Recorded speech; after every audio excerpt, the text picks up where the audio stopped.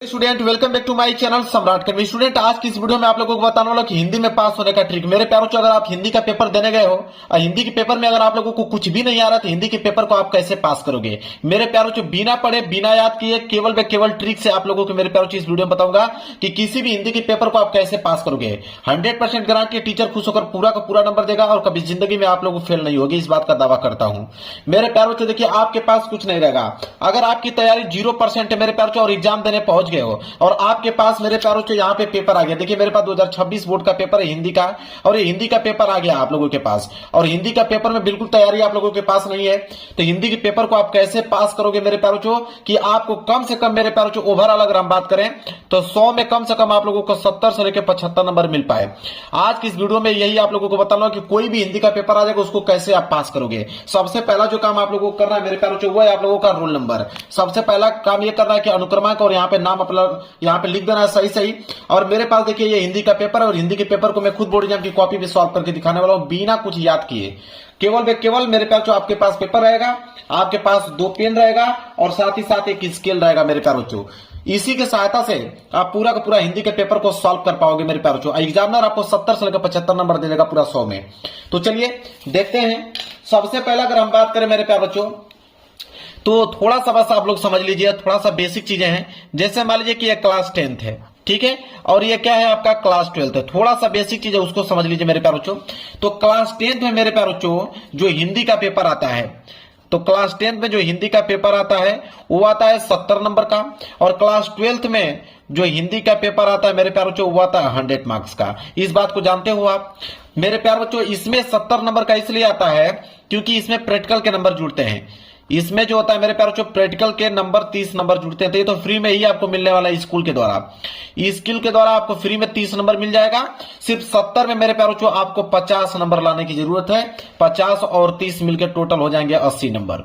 और यहाँ पे क्लास 12th वाले बच्चे टोटल 100 नंबर का पेपर होता है। आप यकीन मानिए कि 100 में आप मेरे प्यारों 70 से लेकर 75 नंबर आप बिल्कुल आसान से ला पाओगे, चाहे आपको याद हो चाहे ना याद हो। इस बात की गारंटी लेता हूं मेरे प्यारों।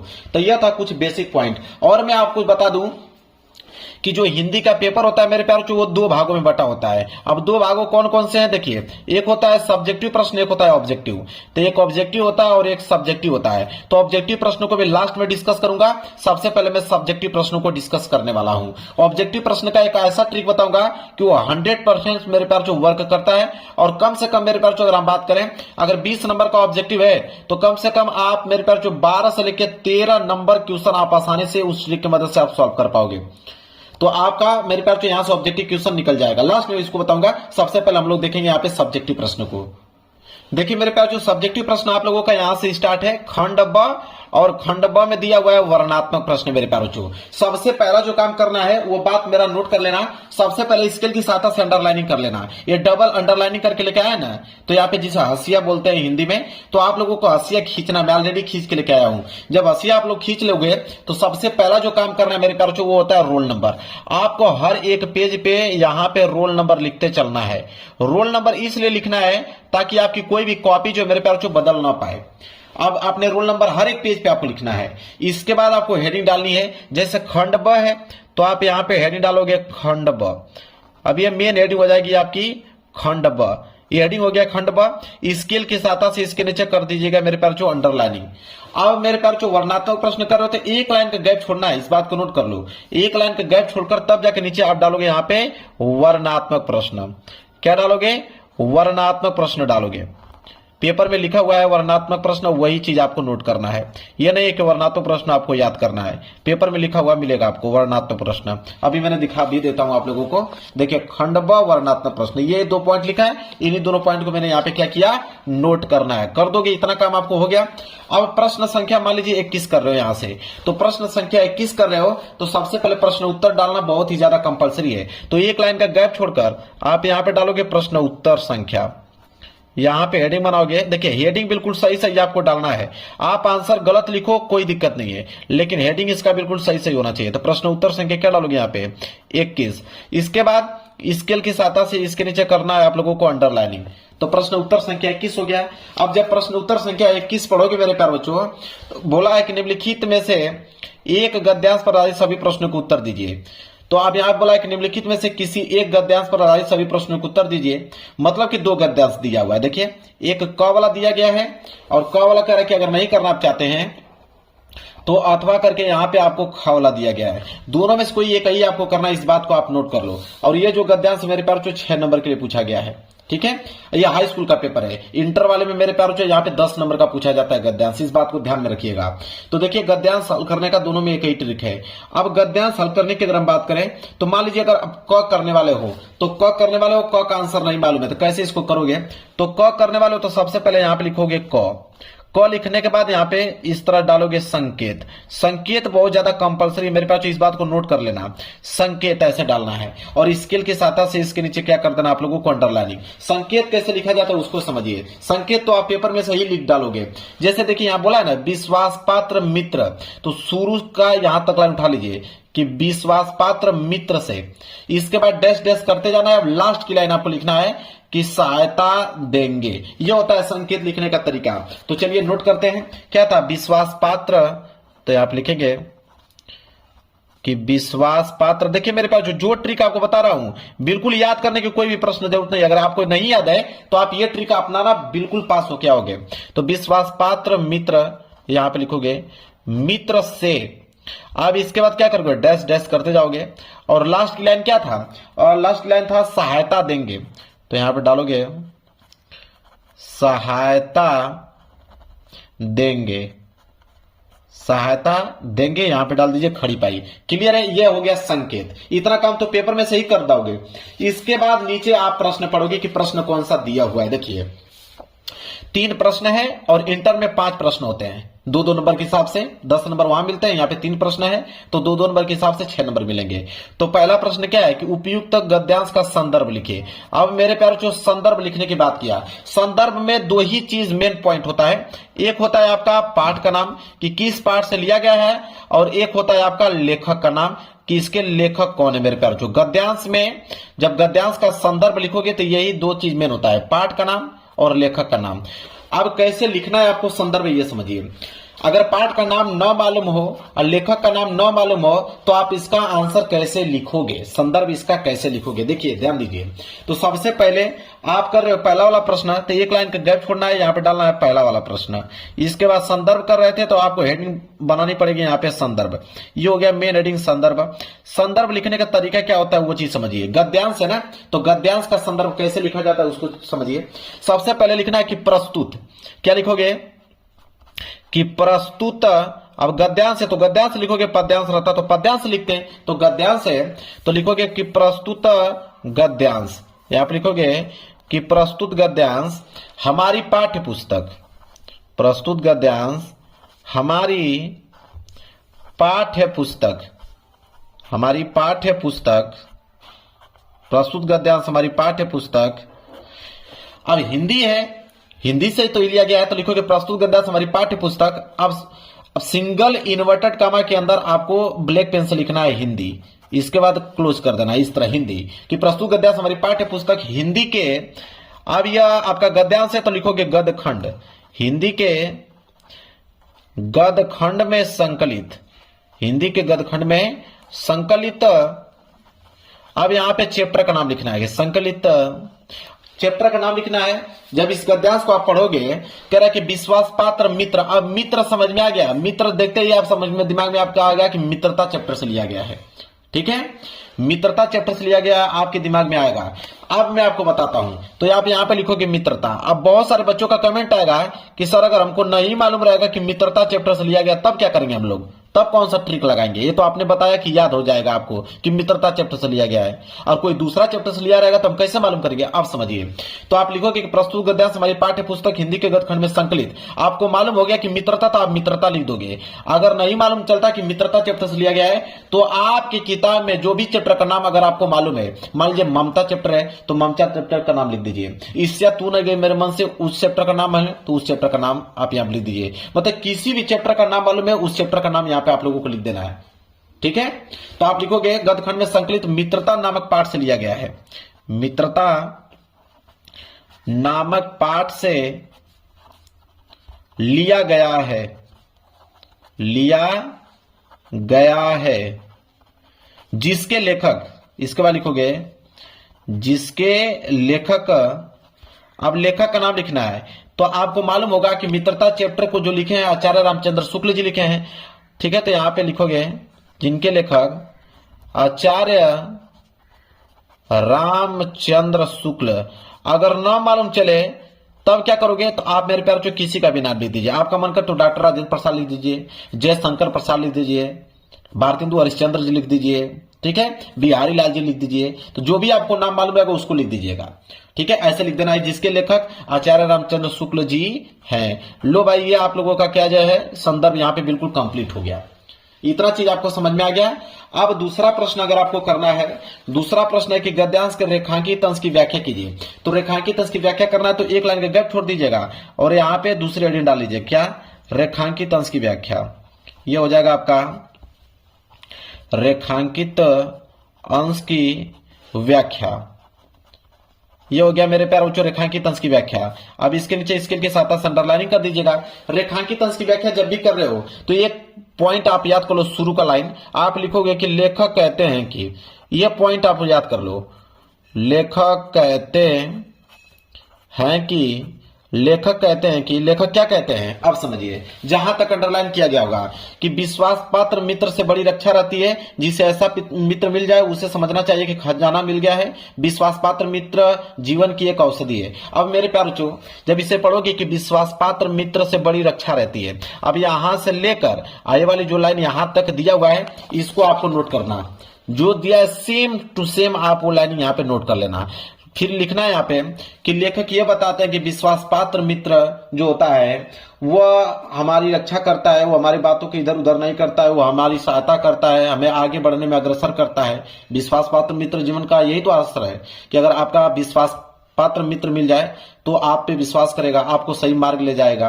तो अपने तरीके से आपको यहाँ पर उस चीजों को एक्सप्लेन कर देना है। जब एक्सप्लेन कर दोगे फिर अगली लाइन क्या लिखोगे उसको समझिए। अगली लाइन लिखोगे कि जिसे ऐसा मित्र मिल जाए उसे समझना चाहिए कि खजाना मिल गया है। अब सेम टू सेम यही लाइन यहां से लेकर यहां तक उतार देना है, सेम टू सेम जो लाइन दिया है वही लाइन उतार दो। फिर इसके बाद उसके बारे में कुछ ना कुछ अपने समझाओ कि लेखक ये कहते हैं कि अगर ऐसा मित्र अगर आपको मिल जाएगा तो आपको यह समझना चाहिए कि खजाना मिल गया है, वो किसी खजाने से कम नहीं होता है ऐसा मित्र। इस तरह उसमें एक्सप्लेन करके थोड़ी चीजें आपको यहाँ पे जोड़ देना है। इसके बाद क्या लिखोगे अगली लाइन कि विश्वास पात्र मित्र जीवन की एक औषधि है।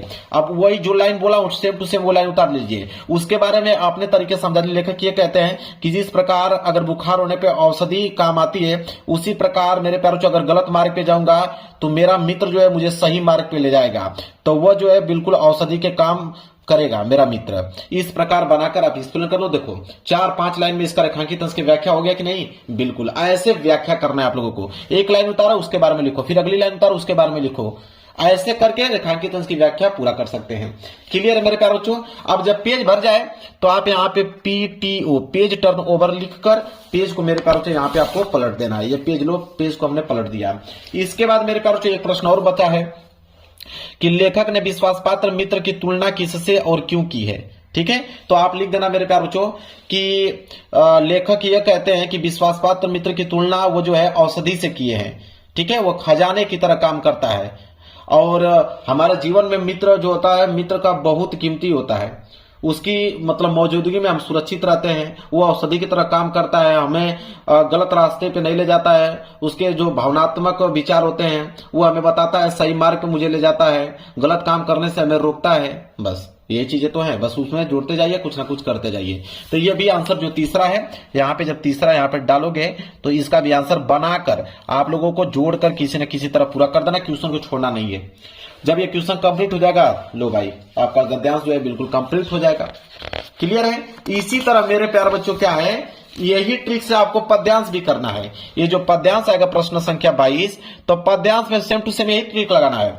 इसमें भी सबसे पहले संकेत आप लोग लिख दीजिएगा, फिर संदर्भ है, संदर्भ मैंने ट्रिक बता दिया, व्याख्या का भी मैंने ट्रिक बता दिया है, जो लास्ट प्रश्न है जो पूछा है उसका भी मैंने ट्रिक बता दिया। तो आपका गद्यांश और पद्यांश सेम इसी ट्रिक पे मेरे प्यारे बच्चों आप लोगों का काम करेगा।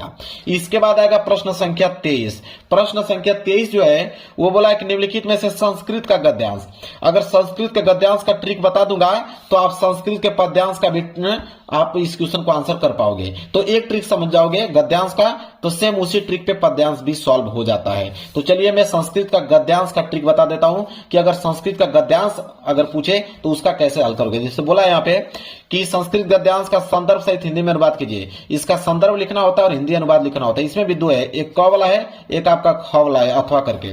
तो चलिए प्रश्न संख्या 23 है।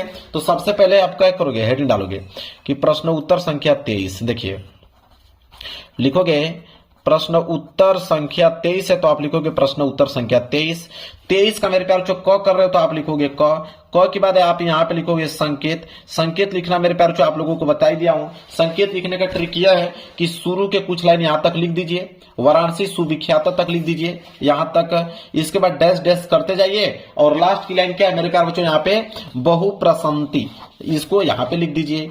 ये हो गया संकेत का काम करेगा। इसके बाद मेरे प्यार इसमें दो ही चीज बताना होता है, एक संदर्भ एक हिंदी में अनुवाद। तो पहली हेडिंग यहाँ पे डालोगे संदर्भ, ठीक है। इसमें दो ही चीज बताना होता है, संदर्भ और एक होता है हिंदी अनुवाद। तो संदर्भ यहाँ पे नोट कर लिया और नीचे यहाँ पे लिख दोगे हिंदी अनुवाद, दो ही चीज लिखना होता है। तो देखिए संदर्भ में मेरे प्यारों इसमें यह होता है, संस्कृत के गद्यांश में सिर्फ यह बताया जाता है कि किस चैप्टर से लिया गया, इसके लेखक का जिक्र नहीं होता है संस्कृत के गद्यांश में, इस बात को नोट कर लीजिएगा।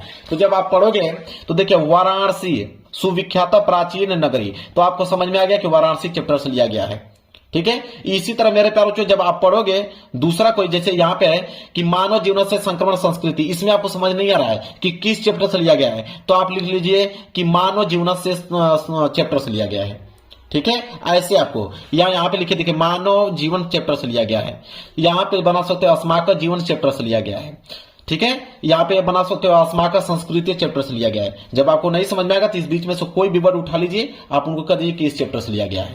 तो जैसे यहाँ पे वाराणसी, तो आप लिखोगे वाराणसी चैप्टर से लिया गया है। तो इसमें लिखोगे, इसका लिखने का तरीका क्या होता है, संदर्भ ये चीज समझिए। इसमें लिखा जाता है इस तरह, लिखोगे कि प्रस्तुत गद्यांश, लिखोगे कि प्रस्तुत गद्यांश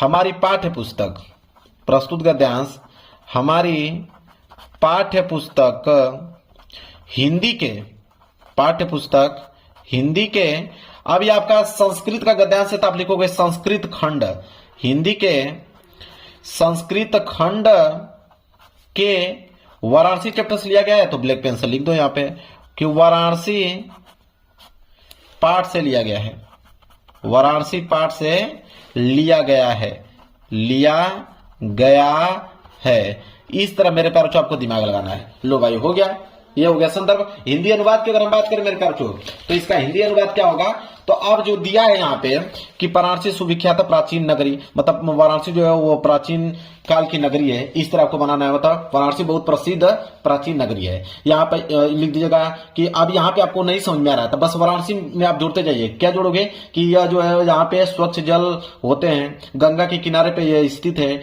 यहाँ पे उसके वाराणसी पे अनेकों घाट है जो कि रात को बहुत सुंदर दिखने में लगते हैं, ठीक है। और बहुत से लोग यहाँ पे घूमने के लिए आते हैं अलग अलग देशों से, और यहाँ पे उनकी घाटों को देखकर उनकी प्रशंसा करते हैं। बस ऐसे जोड़कर आप 3 से 4-5 लाइन लिख दोगे, एग्जामर समझ में आ जाएगा एग्जामर को कि हाँ आपने इसका हिंदी अनुवाद किया है, पूरा का पूरा नंबर दे देगा आपको, ठीक है। 1 नंबर नहीं काट सकता है। तो जो चीज हम लोग बताएं वही चीज यहाँ पे आपको लिखते जाना है हिंदी अनुवाद में। लो भाई कंप्लीट हो गया ये भी चीजें। इसी तरह संस्कृत पद्यांश करना होगा तो आप यहाँ पे देखिए प्रस्तुत गद्यांश है ना, तो आप लिखोगे प्रस्तुत पद्यांश कि प्रस्तुत पद्यांश हमारी पाठ्य पुस्तक हिंदी के संस्कृत खंड के, अब जिस भी चैप्टर से मान लीजिए ये वाला कर रहे हो, आपको समझ नहीं आया कि किस चैप्टर से लिया गया है, ठीक है। तो यहाँ पे लिख दीजिए कि पंडिता चैप्टर से लिया गया है, चाहे दुर्गामी चैप्टर से लिया गया है, हो गया। इसी में से वर्ड उठा लीजिए कि दुर्गामी चैप्टर से लिया गया है या पंडिता चैप्टर से लिया गया है, ठीक है, जनातीय चैप्टर से लिया गया है। इस तरह आपको बनाकर यहाँ पे संदर्भ लिख दीजिएगा। और हिंदी अनुवाद में भाई यहाँ पे बोला अब तो दुर्गामी साक्षरो न च पंडिता, तो पंडितों के बारे में किया गया तो पंडितों के बारे में कुछ ना कुछ आपको इस तरह लिख देना है, ठीक है। अमुख उनकी प्रशंसा कर देना है, ठीक है। ऐसे आपको करते हुए मेरे प्यारों इसका आंसर लिख देना है। समझ में आ गया आप लोगों को। तो ये हो गया आप लोगों का संस्कृत का गद्यांश और पद्यांश सॉल्व करने का ट्रिक मेरे प्यारों। यहां तक चीजें आपको समझ में आ गया। अब मैं आपको बताऊंगा यहाँ पे जीवन परिचय, ठीक है। तो आपको एक लेखक का जीवन परिचय का ट्रिक अगर मैं बता देता हूं तो उसी पे मेरे प्यारों आप कभी का भी जीवन परिचय का ट्रिक आप लोग यहाँ पे बना लीजिएगा। तो चलिए मैं बता देता हूँ एक ट्रिक कि लेखक का जीवन परिचय अगर आपको याद ना हो तो कैसे आप लिखोगे। देखिए मेरे पास जो सबसे पहले प्रश्न उत्तर संख्या 26 का क है, तो सबसे पहले जब जीवन परिचय लिख रहे हो तो सबसे पहले आपको हेडिंग डालना है कि प्रश्न उत्तर संख्या, लिखोगे कि प्रश्न उत्तर संख्या 26 का क है तो लिखोगे 26 का क। यहां आपने लिख दिया कि 26 का क। अब इसमें आपको 3 दिया है कि आचार्य रामचंद्र शुक्ल जी, जयशंकर प्रसाद, डॉक्टर राजेंद्र प्रसाद। मान लीजिए आप जयशंकर प्रसाद का लिखना चाहते हो दूसरा, तो आप यहां पे लिखोगे दूसरा। जयशंकर प्रसाद तो आप यहां पे लिख दीजिए कि जयशंकर प्रसाद, ताकि एग्जामिनर को मालूम चल पाए कि हाँ आपने जयशंकर प्रसाद का जीवन परिचय लिखा हुआ है। मेन हेडिंग हो जाएगी आपकी यहाँ पे जीवन परिचय, तो यहाँ पे डालिएगा जीवन परिचय। ये हो जाएगी आपकी मेन हेडिंग जीवन परिचय। सबसे पहला जो काम करना है मेरे प्यारे बच्चों वो होता है संक्षिप्त परिचय। अगर आपको संक्षिप्त परिचय याद है मेरे प्यारे बच्चों, इसके बाद तो कोई भी दुनिया का जीवन परिचय लिख दोगे। अब संक्षिप्त परिचय में होता क्या है, संक्षिप्त परिचय में आपको लिखना क्या है, नाम। आप यहाँ पे लिखिएगा नाम, और नाम के बाद यहाँ पे लिखिएगा अगला कॉलम जन्म। जन्म के बाद मेरे प्यारे बच्चों यहाँ पे लिखिएगा स्थान, मतलब कि उनका जन्म स्थान कहाँ पे है। इसके बाद यहाँ पे लिख दीजिए पिता का नाम, माता का नाम अगर मालूम है तो माता का नाम यहाँ पे लिख दीजिए। इसके बाद मेरे प्यारे बच्चों यहाँ पे लिख दीजिए कि मृत्यु उनकी कब हुई, और यहाँ पे लिख दीजिए कि रचनाएं उनकी कौन कौन सी हैं। बस इतना पॉइंट अगर आपने लिख दिया काम बन जाएगा। जैसे नाम तो यहीं से मालूम चल जाएगा कि जयशंकर प्रसाद, जयशंकर प्रसाद यहाँ पे। इसके बाद अगर जन्म की बात करें तो जन्म मेरे प्यारों बच्चों इनका हुआ था 1889 ईस्वी में। इस बात को मेरे प्यारों बच्चों नोट कर लो, नहीं मालूम है तो कुछ भी आप लिख सकते हो, कोई दिक्कत नहीं है। स्थान काशी में हुआ था मेरे प्यारे बच्चों। काशी कहां पे पड़ता है, वाराणसी में पड़ता है। वाराणसी इस तरह यहां पे लिख दीजिए वाराणसी में पड़ता है। इसके बाद मेरे पास पिता का नाम क्या था, देवी प्रसाद। अगर न मालूम हो तो किसी भी पिता का नाम यहाँ पे लिख सकते हो, कोई दिक्कत नहीं है। इसके बाद माता का नाम मुन्नी देवी, तो मुन्नी देवी अगर नहीं मालूम है तो किसी भी यहाँ पे किसी भी महिला का नाम यहाँ पे लिख सकते हो, कोई दिक्कत नहीं है। मृत्यु की अगर बात करें 1937 ईस्वी, लेकिन इतना पॉइंट तो अगर याद ही होगा आप लोगों को। रचना की बात करें तो कमाई नहीं, अगर रचना ना मालूम हो तो किसी भी लेखक का रचना अगर आपको याद है तो उनका यहाँ पे मेंशन कर दीजिए, कोई दिक्कत नहीं। कॉपी छोड़ने से बेहतर है कि आपको यहाँ पे कुछ लिख दीजिए, ठीक है। कमायनी लहर झरना, क्लियर है। ये हो गया मेरे प्यारे बच्चों यहाँ पे संक्षिप्त परिचय। इतना पॉइंट अगर आपको मालूम है, बस इतना ही, तो पूरा का पूरा जीवन परिचय लिख दोगे। कैसे, सुनो मैं बना रहा हूं यहाँ पे, लिखेंगे पहली लाइन, सुनिए ध्यान से कि जयशंकर प्रसाद का जन्म सन 1889 ईस्वी में काशी के वाराणसी नामक स्थान पर हुआ था। इनके पिता का नाम देवी प्रसाद तथा माता का नाम मुन्नी देवी था।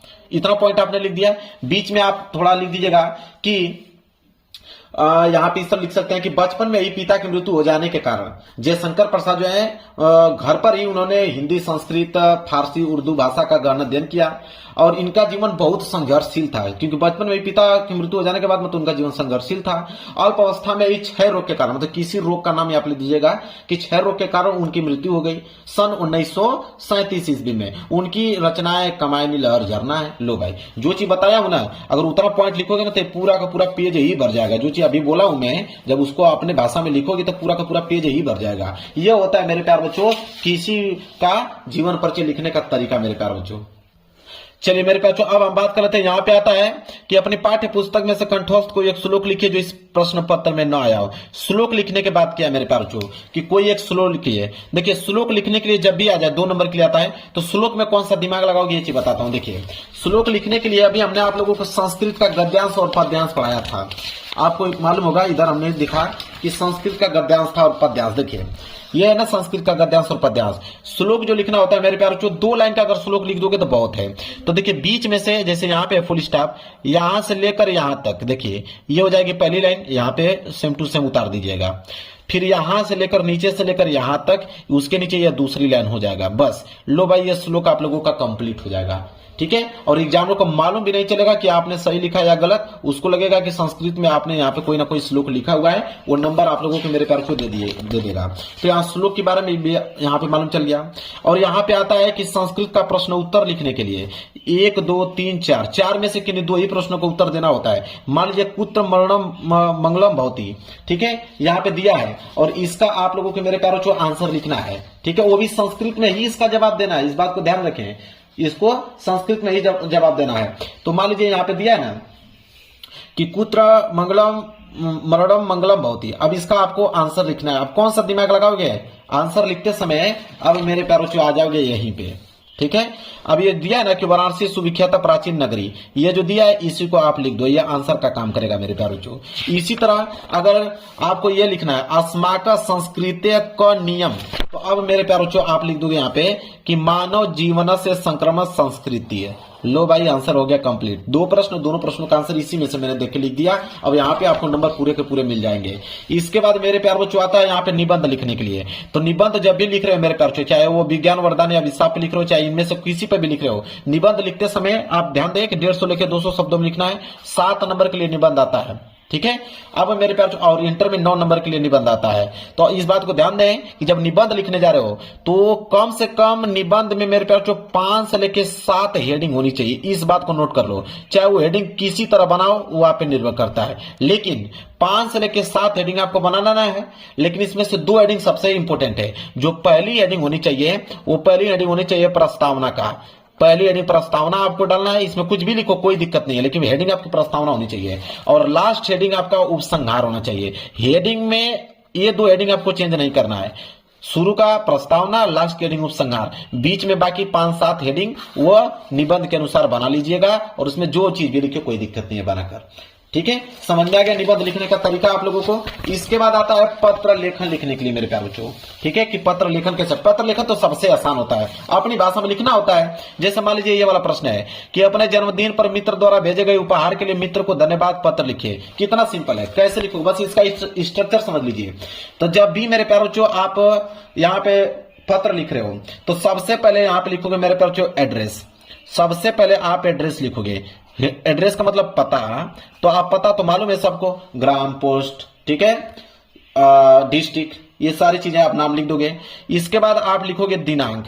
दिनांक यहाँ पे मेंशन कर देना है। इसके बाद किसको लिख रहे हो, पिता का लिख रहे हो तो यहाँ पे प्रिय पिताजी लिखना है। फ्रेंड का लिख रहे हो, फ्रेंड का जो भी नाम होगा राहुल, तो प्रिय राहुल, ठीक है। यहाँ पे जिसको भी लिख रहे हो यहाँ पे लिख देना है। फिर यहाँ पे लिखना है सप्रेम नमस्कार। सप्रेम नमस्कार मतलब मेरा नमस्कार आपको है। इसको कमा लगा दीजिए। इसके बाद यहां से लिखना चालू कर दीजिए। सबसे लाइन पहला ये आपको लिखना है कि मैं यहां कुशल से हूं, चाहे मैं यहां अच्छा हूं, आप बताएं आप कैसे हैं, ठीक है। तो देखिए जन्मदिन पे लिखना है तो आप कुछ भी लिख सकते हो कि मैं यहां कुशल से हूं और तुम्हारी कुशलता की कामना करता हूं। तुम मेरे जन्मदिन पर एक ऐसा गिफ्ट भेजे जो मेरे लिए बहुत पसंदीदा था। और कल मेरे नाम से एक पार्सल आया, तो मैंने पार्सल खोला तो देखा तो उसमें एक किताब आई थी, ठीक है, जो कि तुमने मेरे जन्मदिन पर भेजी थी। वो किताब बहुत अच्छी थी, मैंने उसमें बहुत सारी कहानियां दी थी। मैंने कहानी को पढ़ा, कहानी बहुत अच्छी लगी और माता पिता और भाई बहनों को भी कहानी पढ़ाया। और इस कहानी को पढ़कर वो तुम्हारी इस गिफ्ट की तारीफ की, ठीक है। और दुआ करता हूं कि तुम अच्छे होगी, अपनी पढ़ाई अच्छे से कर रही होगी। बुखार होने के कारण तुम मेरे जन्मदिन पे नहीं आई, लेकिन तुमने बहुत प्यारा सा गिफ्ट भेजा। आशा करता हूं कि तुम अच्छी हो जाओगी और अपनी पढ़ाई पूरी करोगी। तुम्हारा पढ़ाई में बहुत अच्छा मन लगता था, इसलिए तुम अच्छे से पढ़ाई करो और कोई ना कोई आप जॉब ले लो, ठीक है। इस तरह आप लोगों को करना है। और मैं तुम्हें धन्यवाद पत्र देती हूं और आशा करता हूं कि मैं तुमसे जल्द ही मिलने आऊंगा। जो भी चीजें हैं जो आपके मन में चल रहा हो उनको एक्सप्लेन करना चाहते हो, धन्यवाद देना चाहते हो, जो भी चीजें किस चीज में वो अच्छी थी वो लड़की, उसकी तारीफ करते हुए आपको यहाँ पे पूरा कर देना है। इतना काम आपको कर देना मेरे प्यारे बच्चों। और लास्ट में लिख देना कि अगर फ्रेंड को लिख रहे हो तो लिख देना कि तुम्हारी सहेली, अगर दोस्त है तो तुम्हारा दोस्त, पिता का लिख रहे हो तो तुम आपका यहाँ पे पुत्र, इस तरह लिख देना। और नाम में यहाँ पे क ख ग लिख दीजिएगा, बस। लो भाई हो गया। मतलब कि पत्र लिखना बिल्कुल आसान होता है, बस आपको पता, दिनांक और यहाँ पे नमस्कार। बाकी बीच में जो लिखना होता है वो तो तारीफ ही करनी होती है, उनका हालचाल लेना होता है, उनके माता पिता का हालचाल लेना होता है, उनके लड़कों का हालचाल लेना होता है। यही चीज तो बीच में होता है, किसके बारे में लिख रहे हो, कंडीशन के बारे में वहां पे व्यक्त करना होता है। और लास्ट में ये वाली लाइन, इसी को देखकर एग्जामिनर नंबर देता है। एग्जामिनर के पास टाइम थोड़ी रहता है कि पूरा एक एक वर्ड आपका पढ़ेगा। वो आपका एक बार स्ट्रक्चर देखा, आपने सही लिखा है, नंबर तुरंत आपको देके हटा देगा। समझ में आ गया आप लोगों को मेरे प्यारे बच्चों? यह काम आप लोगों को करना है। ऑब्जेक्टिव प्रश्न का ट्रिक, जिसे हम लोग बोलते हैं एमसीक्यू का ट्रिक, मैं बताने वाला हूं। और ये जो ट्रिक बताने वाला हूं 100% मेरे प्यारे बच्चों ट्राई करके देख लीजिएगा। 100% जेन्युइन ट्रिक आप लोगों को बताने वाला हूं, ठीक है। देखिए पहला ट्रिक हमारा ये कहता है कि बहुविकल्पीय में, एमसीक्यू में 4 विकल्प होते हैं। एक आता है आपका ऑप्शन ए, एक आता है ऑप्शन बी, एक आता है ऑप्शन सी और एक आता है ऑप्शन डी। इन्हीं चारों में से कोई ना कोई एक ऑप्शन सही होता है, ठीक है। अब मैं आपको जो ट्रिक बताने वाला हूं, देखिए trick number first, trick number first ये कहता है मेरे प्यारे बच्चों कि अगर इन चारों ऑप्शनों में से कोई ऑप्शन अगर आपको ये दिखे कि इनमें से सभी, क्या दिखे, इनमें से सभी, ध्यान दीजिएगा मेरे प्यारे बच्चों, अगर चार ऑप्शनों में से कोई ऑप्शन अगर आपको यह दिख गया कि इनमें से सभी, आप मेरे प्यारे बच्चों आंख बंद करके भरोसा जताइए वही वाला ऑप्शन सही होगा, इनमें से सभी। ठीक है, यह आपका trick number first. Trick number second यह कहता है कि अगर चारों ऑप्शनों में से अगर कोई भी एक ऑप्शन आ जाए कि इनमें से कोई नहीं, ठीक है, इनमें से कोई नहीं, जो ट्रिक बता रहा हूं मेरे प्यारे बच्चों बिल्कुल जेन्युइन ट्रिक बता रहा हूं, ठीक है, 5 साल से पढ़ा रहा हूं, काफी अनुभव है मेरे पास। इनमें से कोई नहीं, अगर चार ऑप्शन में से कोई ट्रिक आ जाए कि इनमें से कोई नहीं, तो आप इस वाले ऑप्शन पे आप लोगों को क्लिक करके आना है, इनमें से कोई नहीं। इसके बाद तीसरा ट्रिक समझिए, तीसरा ट्रिक मेरे प्यारे बच्चों यह है कि अगर चारों ऑप्शनों में से कोई ऑप्शन अगर यह दिखे कि ऑप्शन ए और बी दोनों सही हैं, ए और बी दोनों सही हैं, अगर इस तरह का कोई भी ऑप्शन दिखे, ठीक है, दोनों सही, तो आप मेरे प्यारे बच्चों उसी वाले ऑप्शन पे क्लिक करके आप लोगों को आना है। क्लियर है? अब चौथा ट्रिक समझिए, चौथा ट्रिक यह है कि अगर चारों के चारों ऑप्शन अलग हों, ठीक है, अगर अलग टाइप के क्वेश्चन आए मेरे प्यारे बच्चों, देखिए अगर अलग टाइप के अगर ऑप्शन आ जाए, चारों के चारों ऑप्शन अलग है, option A, option B, option C और ऑप्शन डी, ठीक है, इन तीनों में से कोई ना आए, ठीक है, चारों के चारों ऑप्शन अलग हो, तब क्या करोगे आप वहां पे लगाओगे रामबाण।